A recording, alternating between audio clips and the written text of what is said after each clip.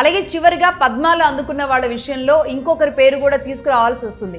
నిజానికి ఆయన గురించి చెప్పకూడదు, ఎందుకంటే ఒక సున్నితమైన గొప్ప వ్యక్తుల గురించి, అది కూడా భగవంతుడికి దగ్గరగా ఉండేలాంటి వాళ్ళ గురించి కులాలు ఆపాదించడం, కులాలు అంటగట్టడం నా ఉద్దేశం కాదు. బట్ చెప్పక తప్పడం లేదు, అందరికీ తెలియాలి కాబట్టి. ఆయన ఎవరో కాదు, పద్మ విభూషణ్ సద్గురు జగ్గి వాసుదేవ్ గారు. ఆయన కూడా కాపులే. ఆయన తండ్రి కాపులు, తల్లి చోళులు, చోళ వంశం నుంచి వచ్చిన రాజుల అమ్మాయిని పెళ్లి చేసుకున్నారు కాపులు. అలా ఆయన కూడా జగ్గి వాసుదేవ్ గారు కూడా కాపులు అయిపోయారు. రైట్. ఈషా ఫౌండేషన్ అందరికీ తెలిసిందే. ఈషా ఫౌండేషన్ ద్వారా ఆయన భారతీయ ఆధ్యాత్మికతని ప్రపంచ దేశాలకి ప్రచారం చేస్తున్నారు సద్గురు. అలాగే యోగా, కర్మ, ఇన్నర్ ఇంజనీరింగ్ సిద్ధాంతాల ద్వారా కోట్ల మంది ఫాలోవర్స్ని అనేక దేశాల్లో ఆయన సంపాదించుకున్నారంటే మామూలు విషయం కాదు.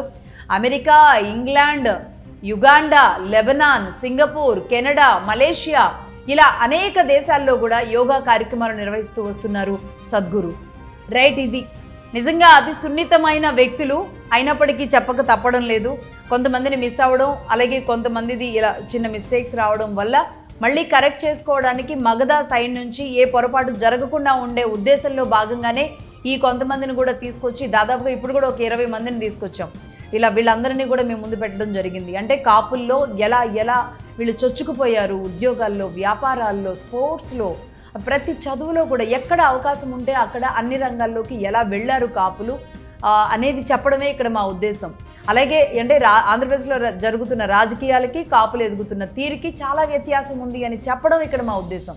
అలాగే కమ్మలు, నేను ఇంతకుముందు చెప్పినట్లుగా మిగతా కులాలు ఏ స్థాయిలో ఉన్నారు, ఎవరెవరికి అసలు ఏం చేయాల్సిన అవసరం ఉంది, రాష్ట్రాల్లో రాజకీయాల్లో కులాల ప్రస్తావన కాకుండా ఎలా ముందుకు వెళ్ళాలి అంటే ఒక కష్టం తీసుకోవాల్సిందే.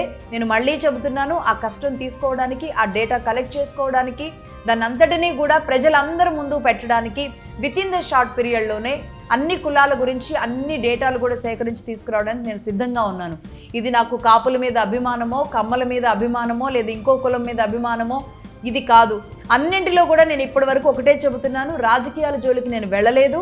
అలాగే ఆ కాపు కులాల్లో ఆ కులానికి మంచి చేసిన వాళ్ళు, ఆ కులానికి వన్నె తెచ్చిన వాళ్ళు, ఆ కులంలో దూసుకు వెళుతున్న వాళ్ళ గురించి మాత్రమే, అది కూడా వాళ్ళకి సంబంధించి పాజిటివ్ కోణాలు మాత్రమే తీసుకొచ్చాను. ఇందులో ఏ ఒక్కరి నెగిటివ్ కోణం కూడా తీసుకురాలేదు.